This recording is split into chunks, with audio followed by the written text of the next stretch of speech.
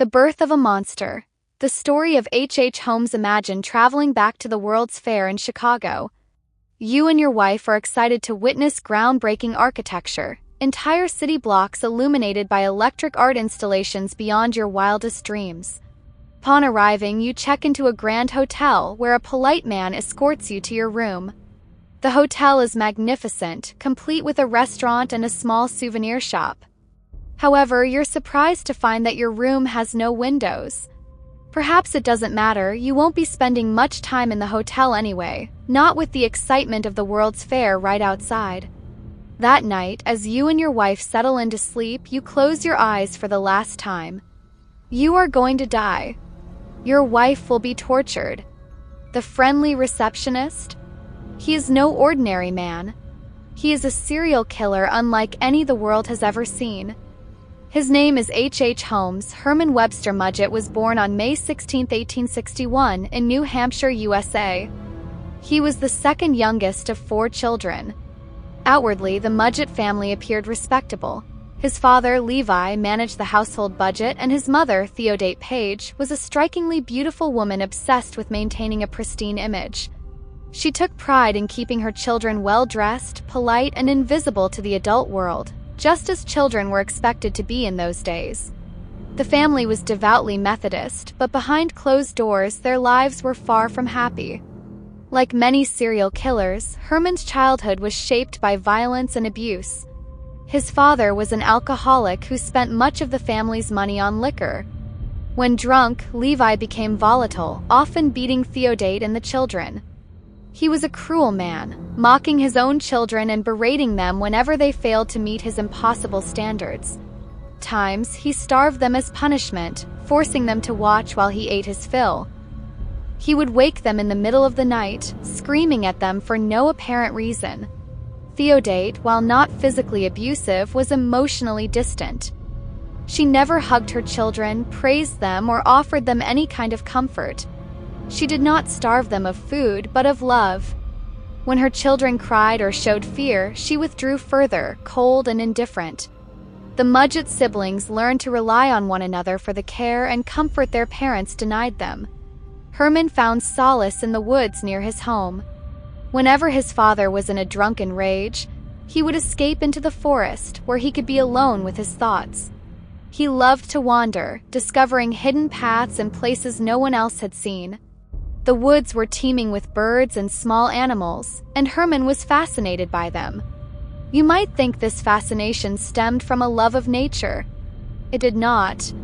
Herman wasn't drawn to animals because he admired them. He was curious about what lay beneath their fur and feathers.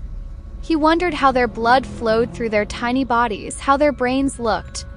One day, he took a slingshot and a knife, stolen from his father, and set out to satisfy his curiosity. He began with small creatures, birds and mice, then moved on to squirrels. He would injure them, then examine them while they were still alive. His obsession with anatomy grew, not just with animals, but with humans as well. Despite the dysfunction at home, the Mudgetts were financially stable, belonging to the middle class. As a result, Herman attended prestigious schools where he excelled academically. He was exceptionally intelligent, and his parents saw a bright future for him. His teachers found him polite and charming, convinced he would go far in life. They were right, but not in the way they had hoped. Herman, however, was an outcast among his peers. His intelligence made him a target for bullying. One incident in particular would leave a lasting impression on him. One day, a group of boys tricked young Herman into visiting the school's medical office. Inside, they dared him to touch a skeleton hidden under a sheet on an examination table. Hesitantly, Herman reached out. The moment he lifted the sheet, the skeleton collapsed onto him. But it wasn't a skeleton. It was a freshly deceased corpse. The other boys screamed in horror and bolted from the room. A doctor, hearing the commotion, rushed in to find Herman staring wide-eyed at the body. But he wasn't afraid. He was intrigued. When the doctor asked if he was all right, Herman simply nodded. He wasn't disturbed, he was fascinated. That was the moment his obsession with death truly began.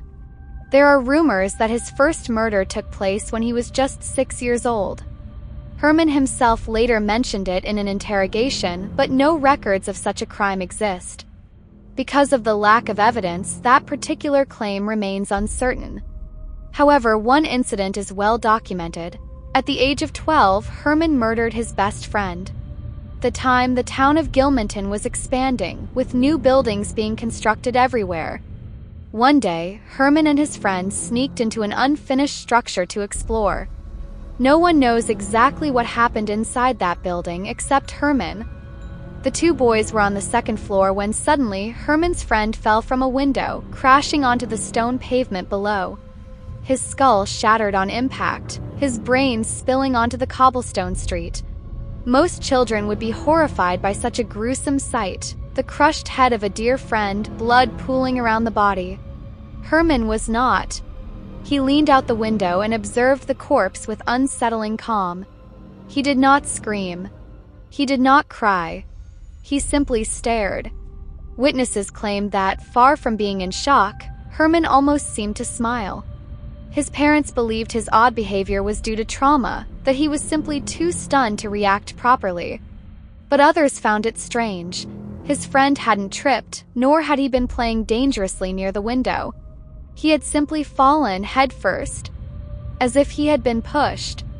Herman Webster Mudgett's fascination with death and anatomy began in childhood, cemented by a traumatic experience in the school doctor's examination room. That single moment sparked a lifelong obsession with the human body, what happened to its blood, muscles, and organs. As he grew older, that interest only deepened. He sought apprenticeship under a doctor, determined to learn everything he could, and eventually decided to become a physician himself. While applying to various medical schools, Herman met a young woman named Clara. She was sweet and kind, but that was not why he pursued her. He saw her as a stepping stone to wealth and luxury. They married in 1878, and Herman took on teaching positions to earn a living. In 1880, Clara gave birth to their son, but Herman showed little interest in family life. At 18, he was accepted into medical school, but after just 1 year, he transferred to the University of Michigan. There, his interest in anatomy grew unervingly intense. It was during his college years that he began to kill in earnest. His academic performance was exemplary, and he earned his medical degree with top honors. But despite his intelligence, he struggled to find a well-paying job. Medicine, even in the late 19th century, required experience, and Herman had no patience to wait for success to come to him. So he took matters into his own hands. He began scamming both patients and colleagues, stealing large sums of money. Still married to Clara, he secretly wed other women, fathered more children, and discarded them as easily as he had discarded his first family. He changed his name to H. Holmes and found a new thrill conning wealthy women. He seduced them, convinced them to make him the beneficiary of their life insurance policies, and then they disappeared. They were married, their husbands vanished first. Then their money became his, and soon the women themselves met a gruesome fate. Holmes built an empire of deception, amassing businesses, properties, and wealth through lies and bloodshed. His ability to assume new identities made it nearly impossible to track him. Some of the names he used included Henry M. Howard, Dr. Henry Howard Holmes, Henry Gordon O.C. Pratt, Alexander Bond, D.T. Pratt, A.E. Cook, and G. Howell. But his greatest deception was yet to come. The Murder Castle in 1886. H. Holmes arrived in Chicago. He secured a job at a pharmacy owned by Elizabeth Holton, a middle-aged woman who was immediately impressed by his intelligence, charm, and diligence. Over time, he gained more control over the business, but Elizabeth was married to an older man, described as bitter and resentful. Then, one day, Mr. Holton suddenly left for the West Coast. His departure was abrupt. No one saw him go, only a vague letter remained, urging his wife to sell the pharmacy and follow him. Confused and hesitant, Elizabeth stayed behind for a while, but then strange things started happening. The pharmacy's funds began to disappear. Suspicious, Elizabeth accused Holmes of embezzlement and reported him to the police. But before he could be arrested, she too left for the West Coast. Or so it seemed. She left behind a letter withdrawing her accusations and transferring ownership of the pharmacy, her house, and an entire building to Holmes. No one ever saw either of the Holtons alive again. Now, Holmes owned a massive 3-story building in Chicago. He had a vision for it, something far more sinister than anyone could imagine. He hired multiple construction teams, ensuring that each crew worked on different parts of the building so that no one understood the full layout. If workers asked questions, they were fired, sometimes without pay. The structure was a labyrinth of nightmares: secret passageways, rooms with no windows, hidden trapdoors, peepholes into guest rooms, gas pipes installed in the walls, doors leading to solid brick walls. It was not a hotel, it was a slaughterhouse. ####The killing begins by 1892, just months before the Grand World's Fair of 1893. Holmes's hotel was complete. He spared no expense in advertising it, luring in curious travelers and young women seeking lodging. When the fair opened, guests flocked to the city. Many checked into Holmes's hotel. Few checked out. Holmes personally welcomed his guests, particularly attractive young women. If a woman arrived with her husband, it was no problem. He simply gassed the couple's room, rendering them unconscious before disposing of the man. Then, he tortured the woman. Holmes was obsessed with pain. His victims became test subjects in twisted experiments.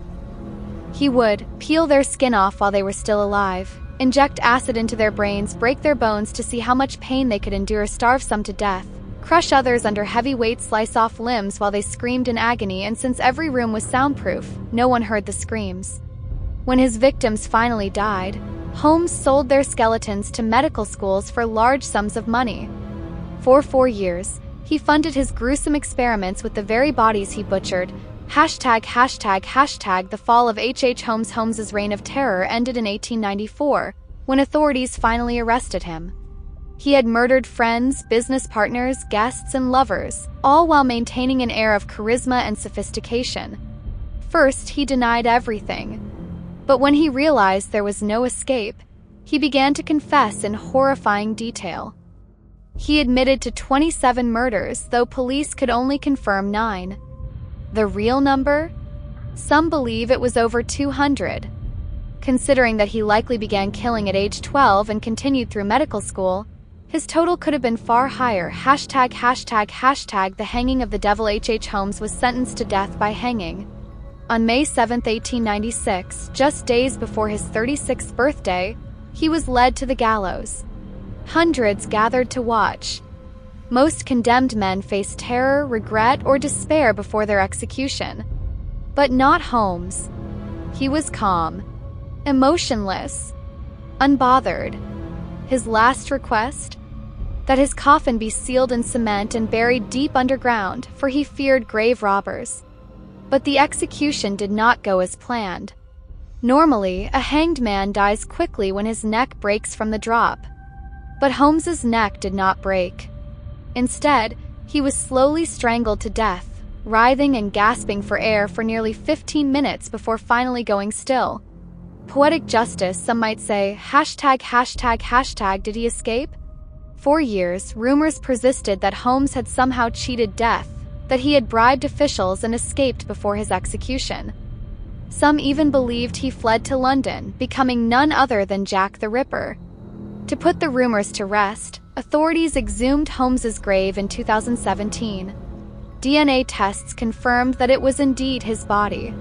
Holmes did not escape. Holmes was not Jack the Ripper. But one mystery remains. How many people did he really kill? 27? 200? Maybe even more. We will never know. That's it for tonight's tale. But don't worry, there's always more where that came from. Be sure to stay tuned for even more nerve-thrilling horror stories every single week. If you haven't already, hit that subscribe button and join us here at the Hollow Horror. You won't want to miss what's coming next. Until then, stay safe. Or stay scared. See you next time.